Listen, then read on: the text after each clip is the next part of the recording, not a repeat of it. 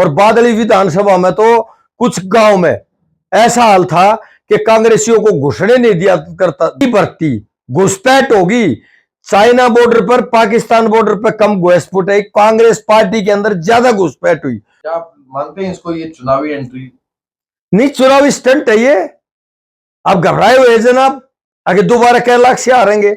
ये सारे चुनावी स्टंट है। हाथ से हाथ जोड़ने की नौबत क्या आएगी? आपको तो कंधों पर बैठा के पार्लियामेंट में भेजा था। हिंदू राजनीतिक गतिविधियां जारी रखते हैं, किसी का सुख दुख बांटने में कोई उनका सरोकार नहीं है, कोई मतलब नहीं है इन बातों से उनको। प्रधान जी, मेरा सवाल ये था। आपका सवाल ठीक था, मैं वही आ रहा हूं।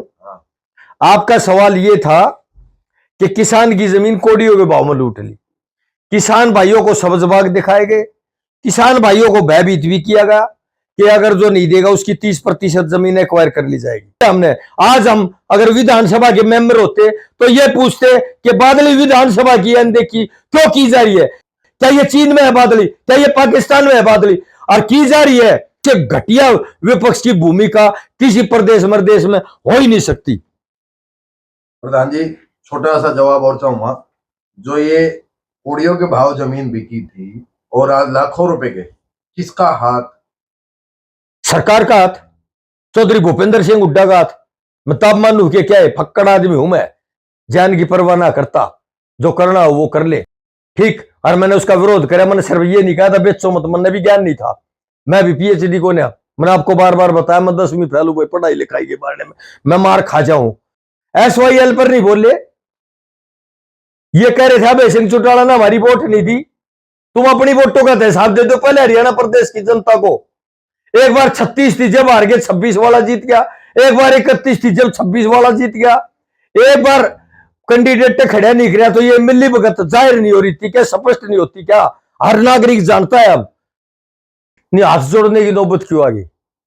जो पुराने आदमी थे उनका शोषण आया, उनकी अनदेखी हुई, और परंपरागत मूल रूप से जो कांग्रेस पार्टी के आस्थावान समर्पित जो कार्यकर्ता थे और त्याग तपस्या और बलिदान और लंबा हमारे जैसे साधारण परिवार के कार्यकर्ताओं ने 30-30 साल लंबे अंतराल में संघर्ष किया और पार्टी के लिए काम किया। और बादली विधानसभा में तो कुछ गांव में ऐसा हाल था कि कांग्रेसियों को घुसने नहीं दिया करता जाता था, भिन्न भिन्न प्रकार की गालियां दिया जाती थी। और टाइम बे टाइम अगर शाम को अंधेरे में अगर पार्टी का कार्यकर्ता या कोई नेता प्रचार करने जाता था तो उसको अपमानित होकर आना पड़ता था, और कोई कसर नहीं छोड़ते थे। कांग्रेस पार्टी से नफरत करते थे लोग कि जी ऐसी बात नहीं है, पार्टी कोई खराब नहीं होती, कोई हो सकता है किसी नेता ने गलत काम किया हो, उसकी वजह से पार्टी की छवि खराब होगी हो।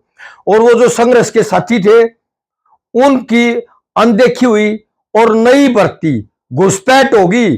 चाइना बॉर्डर पर, पाकिस्तान बॉर्डर पर कम घुसपैठ है, कांग्रेस पार्टी के अंदर ज्यादा घुसपैठ हुई और उन लोगों ने अपना वर्चस्व कायम कर लिया।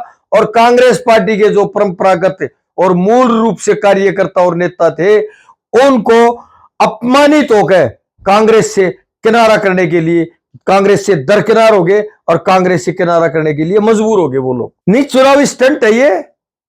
आप घबराए हुए जनाब, आगे दोबारा कैलाश से हारेंगे। ये सारे चुनावी स्टंट है। हाथ से हाथ जोड़ने की नौबत क्या आएगी? आपको तो कंधों पर बैठा के पार्लियामेंट में भेजा था, हिंदुस्तान के रिकॉर्ड तोड़ने का काम किया था, फिर आज ये नौबत क्यों होगी? आज सिर्फ राजनीतिक गतिविधियां जारी रखते हैं, किसी का सुख दुख बांटने में कोई उनका सरोकार नहीं है, कोई मतलब नहीं है इन बातों से उनको। देखिए, किसान बेचारा भोला है, उसका जो शक्ति है वो मेहनत करने में लगाता है अपनी, इधर उधर की उतार चढ़ाव की बातों में नहीं लगाता। लेकिन किसान का दुर्भाग्य यह है कि वो खुले आसमान के लिए वो मजबूर है काम करने के लिए। बेचारा अपनी फसल की रक्षा करता है, जिस तरह वो अपने बच्चे को पालता है इस तरह वो फसल को पालता है। और जब उसका फसल बूती है उस दिन से लेकर बेमौसमी बारिश की, ओलावृष्टि की, मौसम की खराबी की, जब पक रहा हो फसल और पानी देते टाइम दिया जाए तो पूरी फसल खराब होने का डर रहता है। और जब वो फसल को निकाल भी लेता है, पक जाती है, तो उसका मूल्यांकन दलाल तय करता है, उसको जाकर धक्के खाने पड़ते हैं अपना सामान बेचने के लिए।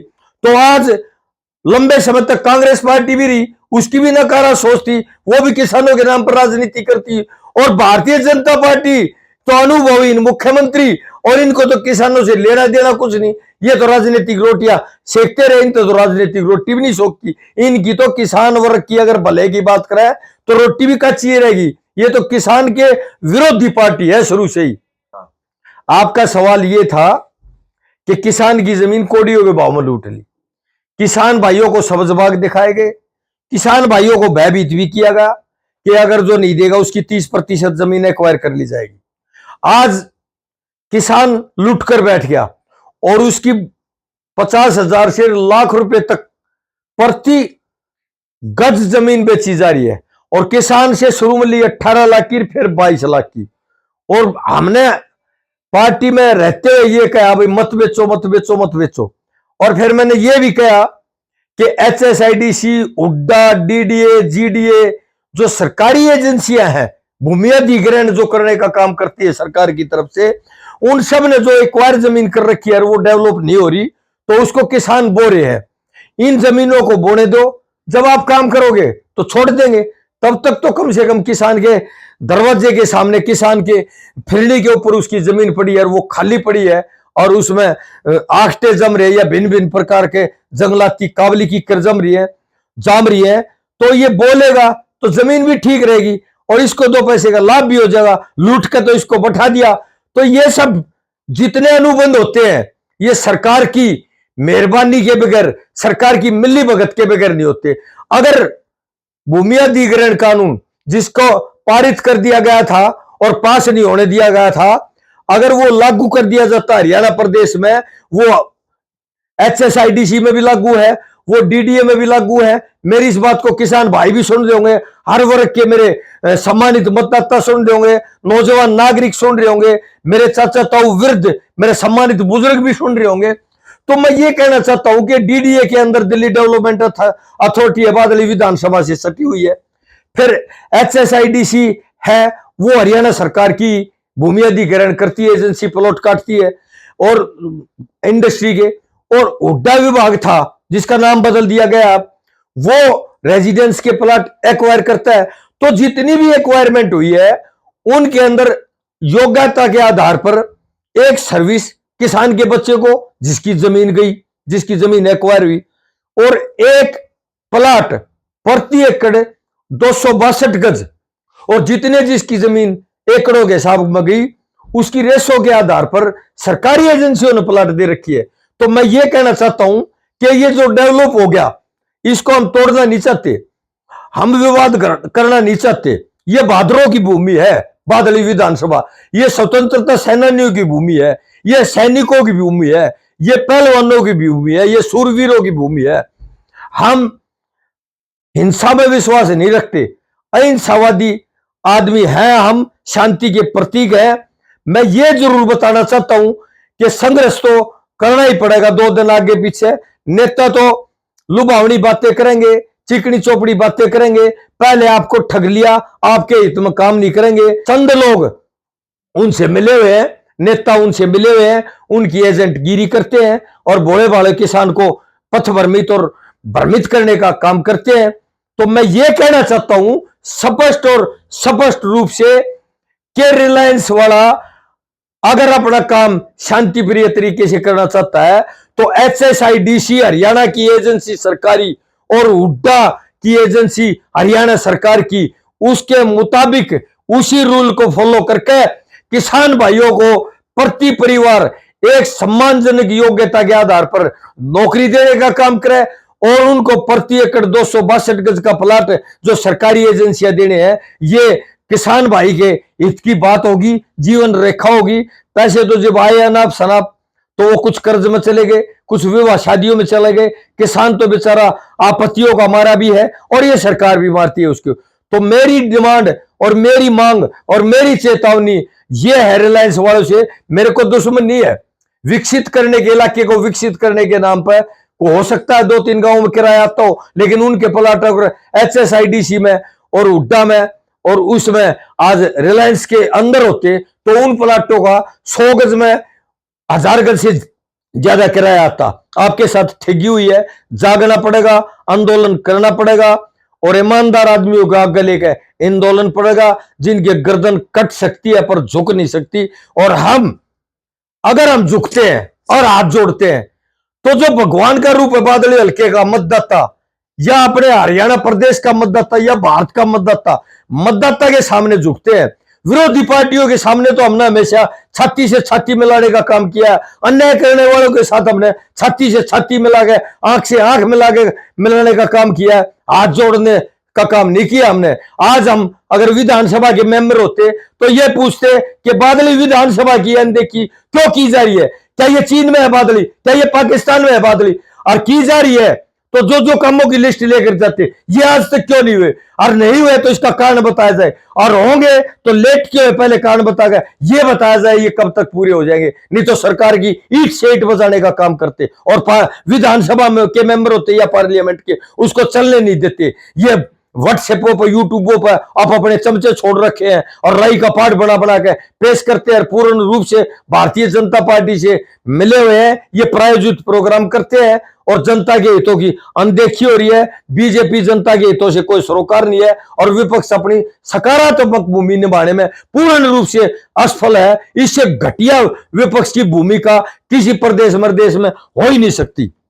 सरकार का हाथ, चौधरी भूपेंद्र सिंह हुड्डा का हाथ, मैं तापमान के क्या है, फक्कड़ आदमी हूं मैं, जान की परवाह ना करता, जो करना हो वो कर ले, ठीक। और मैंने उसका विरोध करा, मैंने सिर्फ ये नहीं कहा था बेचो मत, मैंने भी ज्ञान नहीं था, मैं भी पीएचडी को नहीं, मैंने आपको बार बार बताया मैं 10वीं फेल हुआ पढ़ाई लिखाई के बारे में, मैं मार खा जाऊं, मैं प्रैक्टिकल अनुभव है मेरे भाइयों के दिया उड़ा आशीर्वाद की ताकत है मेरे में। तो मैं ये बताना चाहता हूं कि ये मिली भगत कर रिलायंस वाले कई भाइयों ने मेरे से ये भी सवाल आपने सही बूझ लिया, ये भी कहा तू वही ना था, फिर मैं वही था कि तो बनी में बैठकर सौदा थोड़ी हुआ था, या किसी गांव की फेंडी में बैठकर सौदा हुआ था, या बादली हल्के में बैठकर सौदा हुआ है। ये तो विदेशी कंपनी मीडिएटरशिप करी हायर करी गई है और विदेशी होटलों में बैठकर सौदे हो रहे हैं और बाहर का बाहर आदान प्रदान हो रहा है। मारे जिसे हवा कौन लागन देता नहीं। रिलायंस में तो मेरे ख्याल में उस 10,000 में तो 2% भी ना मिली, और उन्होंने नोटंकी करी शुरू में, लोगों को ऐसा एहसास कराने का प्रयास किया कि यहां बहुत बड़े स्तर पर रोजगार होंगे, आपकी बहुत बड़े स्तर पर पैदावार बढ़ जाएगी, आपको भिन्न भिन्न प्रकार के कारोबार मिलेंगे, आपको भिन्न भिन्न प्रकार के बिजनेस मिलेंगे। तो आज मैं ये बताना चाहता हूं कि उनको जिनको लगाते थे उनसे कोई इतना हार्ड काम दे देते थे कि वो संभव ही नहीं था करना, और उनको 10 दिन में, किसी को 15 दिन में, किसी को 2 महीने में, किसी को 1.5 महीने में भगा देते थे। 10,000 की बात कर लो, अगर बादली विधानसभा के 1,000 भी रिलायंस में और की कोई फैक्ट्री लगी उसमें काम कर रहा है तो उसमें रिलायंस वाले जमीन बेची है, रिलायंस वाले का उसमें क्या लग रहा है? आपने अपना प्लाट बेच दिया और उसमें कोई कारखाना लग गया, और बेचने के बाद भी आपको मैं ये कारोबार दे रहा हूं तो आपका उसमें क्या लग रहा है? तो रिलायंस वाले ने तो सरकार से मिली भगत कर, सरकार ने रिलायंस वाले से मिली भगत करके हमारे क्षेत्र के भाइयों के, मेरे चाचा ताऊ की, मेरी खुद की जमीन है, वो मेरे भाई की है तो मेरी है, मेरे चाचा की है तो मेरे ताऊ की है तो मेरी, छलावा किया है। और ये फिर घड़ियालिया सुबह रहे हैं, हाथ से हाथ नहीं जोड़ रहे। ये छलकपटी आदमी है, इनको सत्ता चाहिए चाहे किसी भी रास्ते से मिल जाओ।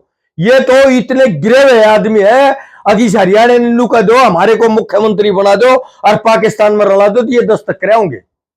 SYL पर नहीं बोले, ये कह रहे थे भाई सिंह चौटाला ने हमारी वोट नहीं दी, तुम अपनी वोटों का हिसाब दे दो पहले हरियाणा प्रदेश की जनता को।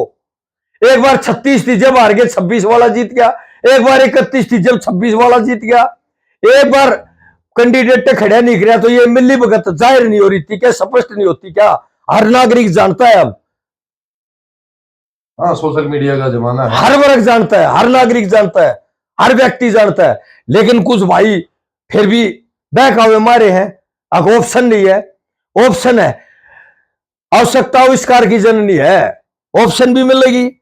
निम्न सत्र के आदमी है, जनता को झूठ बोलकर जो पद हथियार लेते हैं और नौटंकी ज्यादा करते हैं, हकीकत से विपरीत बातें करते हैं, कुछ गुर्गे पाल लेते हैं। इन्होंने तो ऐसा संस्कार दिए थे बादली विधानसभा के लोगों को जब शुरू में आए, तो जिनके लिए हमने अध्यापकों का प्रबंध करना चाहिए, अच्छे स्कूलों का प्रबंध करना चाहिए, कापी किताब पेंशन, और किसी पास इस तरह की जो एजुकेशन के बच्चे, नादान बच्चे जो अपना भविष्य संभाल ले, उनके लिए प्रबंध करने चाहिए थे। उनके लिए इन्होंने हाथों में दारू की बोतलें संभलवा दी थी प्रयोग करने के लिए, यूज करने के लिए।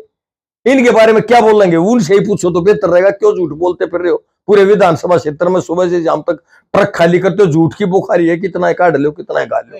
नहीं, वो जो बोल्ड आदमी होते हैं ना, जो अच्छा खिलाड़ी होता है, उसके पैरों में गेंद अपने आप आ जाती है, और ना आती तो वो छीन लेता है। काम करने का तरीका होना चाहिए, काम आज भी हो रहे। हम तो 3 महीना 13 में कितने भी को ना कांग्रेस की कट्टी और पतंग, हाँ 30 साल की साधना भंग कर दी, जलालत की सारी हदें पार कर दी। कांग्रेस पार्टी का 30 साल पुराना कार्यकर्ता था, मेरे को खुद जो आज नेता बने घूम रहे हैं वो अपमानित कराते थे, बोलने के लिए मजबूर होते थे। दारू पे आकर 10-5 आदमी डी में बैठा दिए जाते थे, वो अपमानित करने का काम करते थे। नीचा किया तो कागज आगे डाल लेते थे या नीचे देकर लग जाया करते। ये कभी नहीं कहा कि हमारा कांग्रेस पार्टी का ये निष्ठावान और वफादार सिपाही है, ऐसा क्यों कर रहे हो। और वो कांग्रेस के आदमी होते, विपक्ष या विरोधी करे तो कोई बात नहीं, करो, हम भी टक्कर लेते। लेकिन या तो बाढ़ खेत को खा रही थी, वो शिकायत किससे करते हम।